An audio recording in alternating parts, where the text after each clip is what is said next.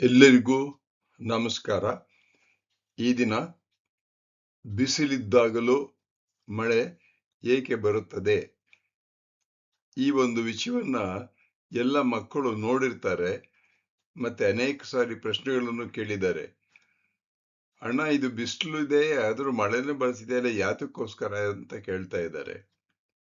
ಜೊತೆಗೆ ಕೆಲವು ಸಾರಿ common bill ಬಂದಿರುತ್ತಲ್ಲಿ, common bill ಯಾತಕ್ಕೆ ಬರ್ತಿದೆ ಮಳೆ ಜೊತೆಗೆ, ಎಲ್ಲಿಂದ ಬಂತು ಕಾಮನ್ ಬಿಲ್ಲು ಅಂತಾನು ಕೇಳ್ತಾರೆ.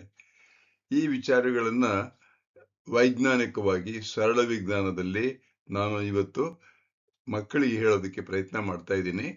ಮುಂದೆ ಇರ್ತಕ್ಕಂಥ ಕೆಲವು ಪ್ರೆಸೆಂಟೇಷನ್ಗಳಲ್ಲಿ ಎಕ್ಸ್ಪ್ಲೇನ್ ಮಾಡಿದ್ದೀನಿ, ಬನ್ನಿ ನೋಡೋಣ. ಬಿಸಿಲಿದ್ದಾಗಲೂ ಮಳೆ ಏಕೆ ಬರುತ್ತದೆ? This is something children often notice and find surprising. Ask questions to their parents. Why does it sometimes rain when the sun is shining? A beautiful question. ಈ ಚಿತ್ರದಲ್ಲಿ ನಾನು ತೋರಿಸಿದ್ದೀನಿ, ಮಳೆ ಹನಿಗಳು ಬೀಳ್ತಾ ಇದೆ, ಸೂರ್ಯನ ಬೆಳಕು ಇದೆ. ಇದನ್ನ ಒಂದು ಚಿತ್ರವನ್ನ ಇಲ್ಲಿ ಕೊಟ್ಟಿದ್ದೀನಿ. ಇದನ್ನ ನೋಡಿ ನೀವು ಜ್ಞಾಪಿಸ್ಕೊಳ್ಳಿ ಹೇಗಿರ್ಬೋದು ಅಂತ. ನಾವು ನಿಂತ ಕಡೆ ಬಿಸಿಲಿರುತ್ತೆ, ಮಳೆನೂ ಬರ್ತಿರುತ್ತೆ ಕೆಲವು ಸಾರಿ. ಯಾತಕ್ಕೋಸ್ಕರ ಹೀಗಾಗುತ್ತೆ ಅಂತ ಕೇಳಿದ್ರೆ, ಕೆಲವೊಮ್ಮೆ ಆಕಾಶದ ಒಂದು ಭಾಗದಲ್ಲಿ ಬಿಸಿಲಿರುತ್ತೆ, ಅದೇ ಸಮಯದಲ್ಲಿ ಇನ್ನೊಂದು ಭಾಗದಿಂದ ಮಳೆ ಬರ್ತಿರುತ್ತೆ. ಅಂದ್ರೆ ನಾವು ನಿಂತ್ಕೊಂಡ ಸ್ಥಳದಲ್ಲಿ ಬಿಸಿಲು ಇರುತ್ತೆ, ಮಳೆನೂ ಬರ್ತಿರುತ್ತೆ. ಅದಕ್ಕೆ ಏನ್ ಕಾರಣ? ಈ ಬಿಸಿಲು ಮಳೆ ಬರಬೇಕಾದ್ರೆ ನೀವು ಆಕಾಶದ ಕಡೆ ನೋಡಿದಾಗ ಏನ್ ಗೊತ್ತಾಗುತ್ತೆ ಅಂದ್ರೆ, ಆಕಾಶದಲ್ಲಿ ಮೋಡಗಳು ಎಲ್ಲಾ ಕಡೆ ಒಂದೇ ಸಮನಾಗಿ ಹರಡಿರೋದಿಲ್ಲ. ಕೆಲವು ಕಡೆ ಸಣ್ಣದಾಗಿರ್ತಕ್ಕಂಥ ತೆಳುವಾಗಿರ್ತಕ್ಕಂಥ ಬಿಳಿಯ ಮೋಡಗಳು ಕಾಣಿಸ್ತಾ ಇರುತ್ತೆ. ಇನ್ನು ಕೆಲವು ಕಡೆ ಸ್ವಲ್ಪ ದೂರದಲ್ಲಿ ಕಪ್ಪಾಗಿರ್ತಕ್ಕಂಥ ದಟ್ಟ ಮೋಡಗಳು ಕಾಣಿಸ್ತಾ ಇರುತ್ತೆ. ಇನ್ನು ಕೆಲವು ಕಡೆ ಆಕಾಶ ಸ್ವಚ್ಛವಾಗಿರುತ್ತೆ. ಅಂದ್ರೆ ಇದು ನಾವು ಇದ್ದ ಕಡೆ ನಿಂತು ಆಕಾಶವನ್ನು ನೋಡಿದಾಗ ಬಿಸಿಲಲ್ಲಿ ಮಳೆ ಬರ್ತಿರ್ಬೇಕಾದ್ರೆ, ಮಳೆ ಬಿಸಿಲಲ್ಲಿ ಬರಬೇಕಾದ್ರೆ ಕಾರಣ ಏನಾಗಿರ್ಬೇಕು ಅಂತಂದ್ರೆ, ನಾವು ಹೇಳಿದಲ್ಲ ಮೊದಲೇ, ನಾವು ನಿಂತಿರುವ ಕಡೆ ಮಳೆ ಬರಬೇಕಾದ್ರೆ ಕಾರಣ ಬೇರೆ ಕಡೆ ಮಳೆ ಆಗ್ತಾ ಇರುತ್ತೆ. ಅದು ವಾತಾವರಣದ ಗಾಳಿಯಿಂದ ಆ ಮಳೆ ಹನಿಗಳು ನಮ್ಮ ಕಡೆ ಬರುತ್ತೆ, ಆದರೆ ನಮ್ಮ ನೆತ್ತಿಯ ಮೇಲೆ ಸೂರ್ಯ ಇರ್ತಾನೆ. ಮಳೆ ಒಂದು ಭಾಗದಲ್ಲಿ ಮಾತ್ರ ಬೀಳ್ತಾ ಇರುತ್ತೆ. ಮೋಡದಿಂದ ಬೀಳುವ ಮಳೆ ಕೆಲವೊಮ್ಮೆ ಒಂದೇ ಒಂದು ಸಣ್ಣ ಪ್ರದೇಶಕ್ಕೆ ಮಾತ್ರ ಸೀಮಿತವಾಗಿರುತ್ತೆ. ಅಂದ್ರೆ ನಾವು ಎಲ್ಲಿ ನಿಂತಿರ್ತೀವೋ ಅಲ್ಲಿ ಮಾತ್ರ ಬೀಳ್ತಾ ಇರುತ್ತೆ. ನೀವು ನಿಂತಿರೋ ಸ್ಥಳದಲ್ಲಿ ಮಳೆ ಬರಬಹುದು, ಅಲ್ಲಿ ಬಿಸಿಲು ಕೂಡ ಇರಬಹುದು. ಆದ್ರಿಂದ ಕೆಲವು ಸಾರಿ ಇದು ಯಾತಕ್ಕೋಸ್ಕರ ಆಗುತ್ತೆ ಅನ್ನೋದನ್ನ ನೋಡ್ಬೇಕು. ಇಲ್ಲಿ ಒಂದು ಮಳೆ ಬರ್ತಿರೋ ಚಿತ್ರವನ್ನು ಕೊಟ್ಟಿದ್ದೀನಿ, ಬಿಸಿಲು ಇದೆ ನೋಡಿ. ಆ ರೀತಿ ಆಗೋದಕ್ಕೆ ಕಾರಣ ಏನಿರ್ಬೋದು ಅಂದ್ರೆ, ಸೂರ್ಯನ ಬೆಳಕು ಮಳೆಯ ಹನಿಗಳ ಮೂಲಕ ಬರ್ತಿರುತ್ತೆ. ಅಂದ್ರೆ ಮಳೆ ಹನಿ ಬರ್ತಿರುತ್ತೆ, ಮಳೆ ಹನಿ ಬರ್ಬೇಕಾದ್ರೆ ಸೂರ್ಯನ ಬೆಳಕು ಬರ್ತಿರುತ್ತೆ. ಈ ಮಳೆ ಹನಿಗಳು ಸೂರ್ಯನ ಬೆಳಕನ್ನು ತಡೆಯೋದಕ್ಕಾಗಲ್ಲ. ಮೋಡ ಆದರೆ ತಡೆಯುತ್ತೆ, ಮಳೆಗಳು ತಡೆಯೋಕ್ಕಾಗಲ್ಲ.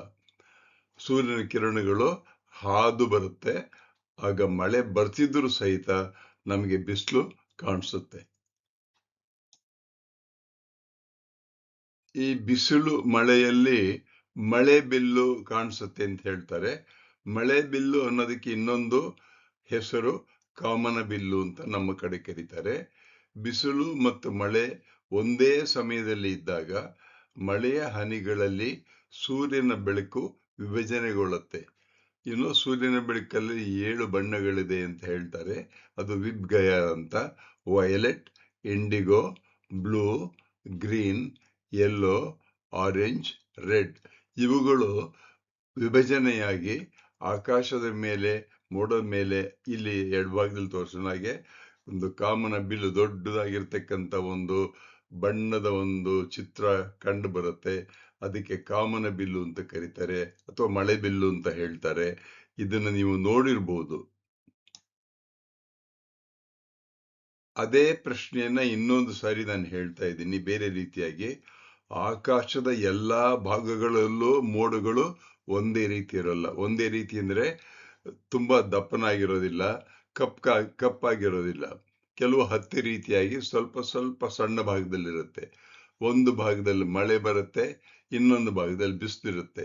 ನಾವು ನಿಂತ್ಕೊಂಡೆ ನೋಡಿದ್ರೆ ನಮ್ಮ ಎಡಭಾಗದಲ್ಲಿ ಬಿಸಿಲಿರುತ್ತೆ, ನಮ್ಮ ತಲೆ ಮೇಲೆ ಮಳೆ ಬೀಳ್ತಾ ಇರುತ್ತೆ. ಸೂರ್ಯನ ಬೆಳಕು ಮಳೆಯ ಹನಿಗಳ ಮೂಲಕ ನಮ್ಮ ಕಣ್ಣಿಗೆ ತಲುಪುತ್ತೆ. ಆದ್ರಿಂದ ಕೆಲವೊಮ್ಮೆ ಬಿಸಿಲಿದ್ದಾಗಲೂ ಮಳೆ ಬರುತ್ತೆ. ಕಾರಣ ಏನಂದ್ರೆ ನಾವು ನಿಂತಿರುವ ಸ್ಥಳದಲ್ಲಿ ಮೇಲೆ ಮೋಡ ಇರೋದಿಲ್ಲ.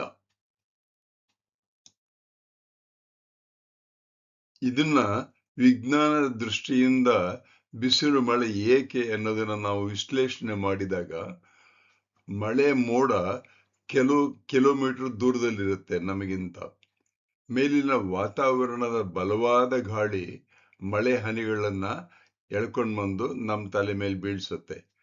ಹಾಗಾಗಿ ನಾವು ಬಿಸಿಲಲ್ಲಿ ನಿಂತಿರ್ತೀವಿ, ಆದರೆ ಮಳೆ ದೂರದ ಕಪ್ಪು ಮೋಡದಿಂದ ಶುರುವಾಗಿ ನಾವಿರುವ ಕಡೆಗೆ ಬಂದು ಬೀಳ್ತಾ ಇರುತ್ತೆ. ಮಳೆ ಮೋಡ ತುಂಬಾ ಚಿಕ್ಕದಾಗಿರುತ್ತೆ. ಕೆಲವು ಸಾರಿ ನಮ್ಮ ತಲೆ ಮೇಲಿರುತ್ತೆ, ಕಣ್ಣಿಗೆ ಕಾಣಿಸಲ್ಲ. ಮೋಡದಿಂದ ಶುರುವಾಗಿರ್ಬೋದು. ಮಳೆ ಮೋಡ ತುಂಬಾ ಚಿಕ್ಕದಾಗಿದ್ದು ಸೂರ್ಯನನ್ನು ಮಳೆ ಮಾಡೋಕ್ಕಾಗಲ್ಲ. ಆಗಲೂ ಸಹಿತ ಮಳೆ ಹನಿಗಳು ಬೀಳ್ತಾ ಇರುತ್ತೆ. ಸ್ವಚ್ಛವಾಗಿರ್ತಕ್ಕಂಥ ಸೂರ್ಯಪ್ರಕಾಶನೂ ಇರುತ್ತೆ. ನಿಮಗೂ ಸೂರ್ಯನಿಗೂ ನಡುವೆ ಮೋಡಗಳಿಲ್ಲದೆ ಇದ್ದರೆ ಬೆಳಕು ನೇರವಾಗಿ ನಮ್ಮನ್ನು ತಲುಪುತ್ತೆ. ಆಗ ಮಳೆನೂ ಬೀಳುತ್ತೆ.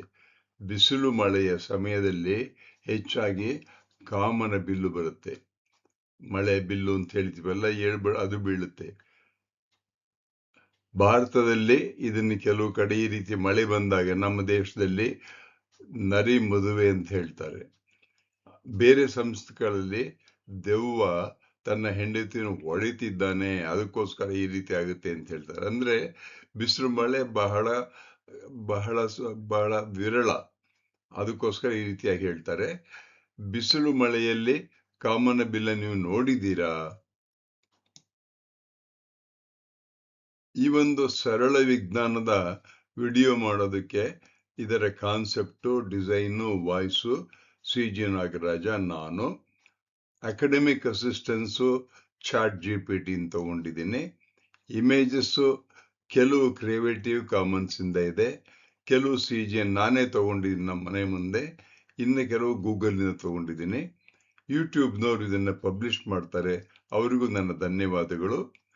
ನೀವು ದಯವಿಟ್ಟು ನನ್ನ ಚಾನಲ್ಲು @ನಾಗರಾಜ ಚಿತ್ರದುರ್ಗ 1938 ಅಂತ ಯೂಟ್ಯೂಬ್ನಲ್ಲಿ ನೀವು ಸರ್ಚ್ ಮಾಡಿದರೆ ಚಾನಲ್ ಸಿಗುತ್ತೆ. ದಯವಿಟ್ಟು ಅದಕ್ಕೆ ಸಬ್ಸ್ಕ್ರೈಬ್ ಮಾಡಿ. Thank you. ಬೇರೆಯವರಿಗೆ ಇದರ ವಿಚಾರ ಹೇಳಿ.